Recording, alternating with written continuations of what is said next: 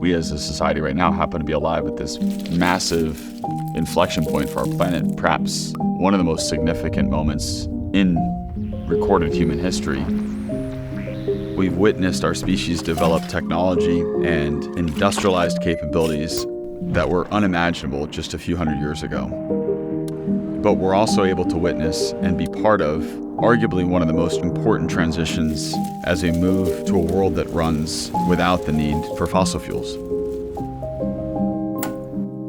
I grew up a massive car enthusiast and loved everything about cars, the way they felt, the idea of driving them, the freedom they afforded.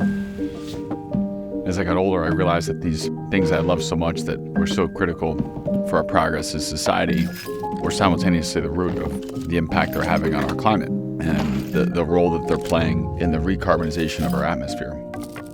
Our atmosphere looks the way it does today as a result of many, many, many millions of years of carbon being captured, sequestered from the atmosphere into largely plants and to a much lesser degree animals, and buried in the crust of the earth and ultimately converting into fossil fuels, coal, natural gas, petroleum.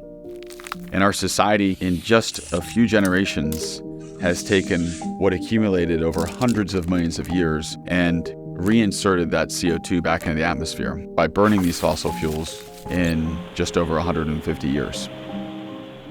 And the difference in timescales is staggering. We're at the very beginning of seeing the impacts of that.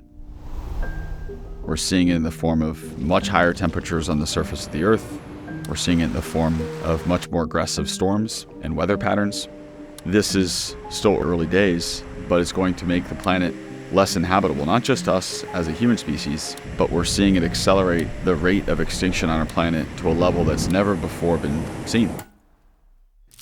This is the moment where we have a choice.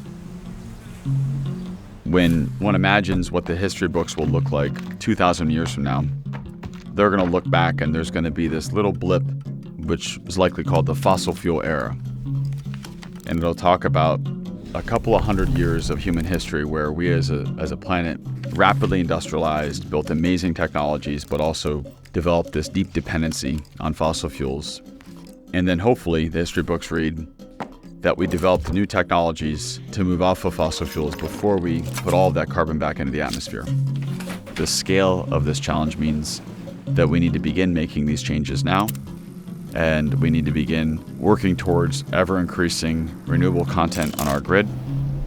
We need to replace the roughly 1.5 billion combustion-powered vehicles on our planet with electric vehicles, but also know that on the path to the end state, we're going to have solutions that are imperfect.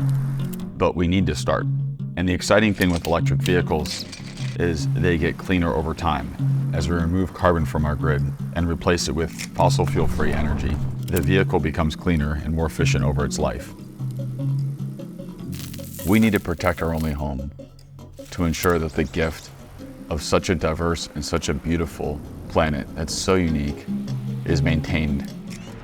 It's a world that we can continue to explore and to continue to enjoy for generations to come, for our kids and for their kids' kids' kids, for forever.